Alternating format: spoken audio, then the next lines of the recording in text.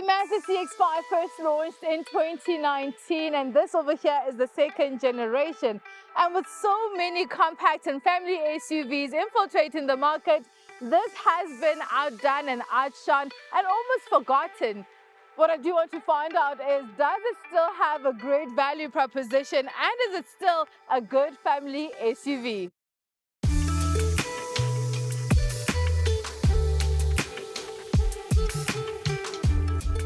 It's very sophisticated, and I do think that it has kept up quite well over these years. Very modern looking, very sleek, and I do like the sophisticated lines and curves that this car has.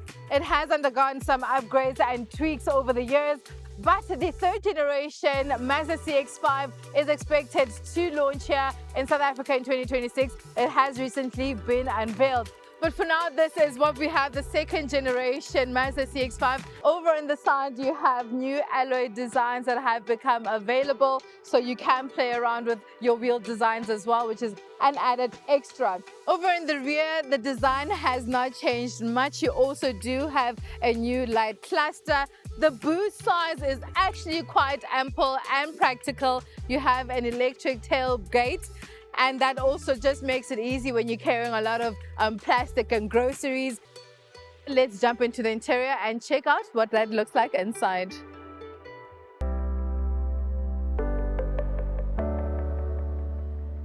Very simplistic, very sophisticated. You've got all this leather trim around the dashboard. You also do have a bit of that plastic mixture, so you get that on the side panels as well as in the center. But I do think overall it does look like a pretty neat cabin.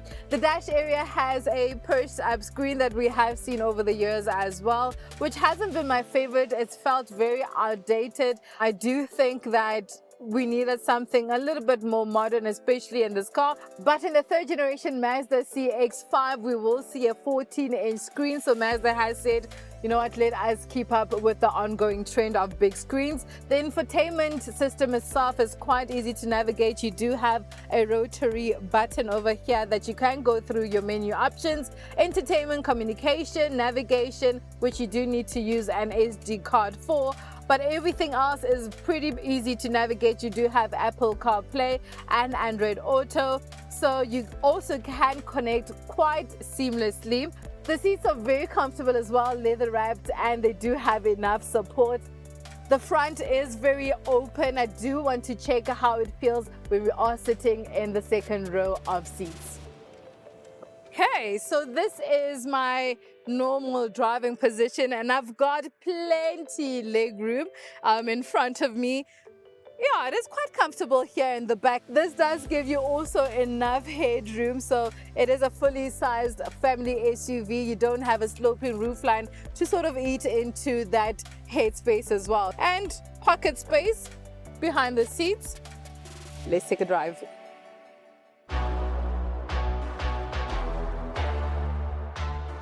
The Mazda CX-5 is an important car for Mazda. It is the most best-selling and popular model that they have in their lineup, and I really do enjoy this car. I've had it for a couple of days now.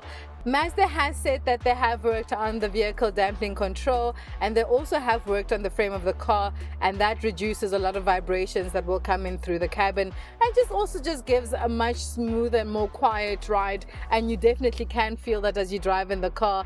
Mazda is not a fan of turbo engines. They do like naturally aspirated engines, and I do think in this car I would have appreciated just having just a little bit more oomph. I do, however, think somebody with a heavier foot might not really enjoy how slow this car might feel or how laggy it does feel. I would say it definitely does need turbo assistance. So Mazda has claimed a fuel efficiency about 6.6 liters per 100 kilometer. We have been getting about 8.8 just driving in the city, in the suburbs, as well as a little bit of highway driving. So I do think you might get better figures when you're driving by the coast, but here inland it definitely has been stuck for me at around 8.8. 8.6 has been the lowest that I have seen. It's not terrible at all.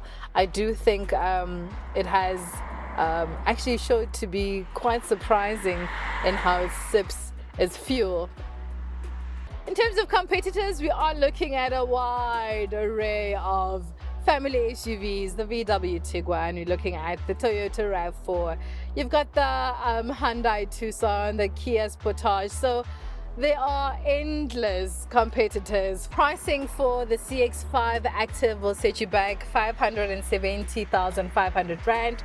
The Dynamic is 617,900 Rand, and the Carbon Edition will cost you 688,400 Rand, which I do think they're not badly priced at all to get all of that comprehensively under 700k. I do think it definitely does offer a lot in terms of car and family SUV.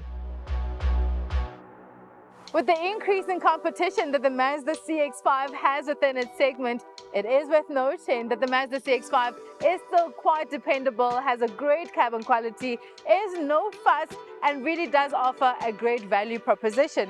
And with the newer third generation Mazda CX-5 on its way, who knows, it might just give back its allure.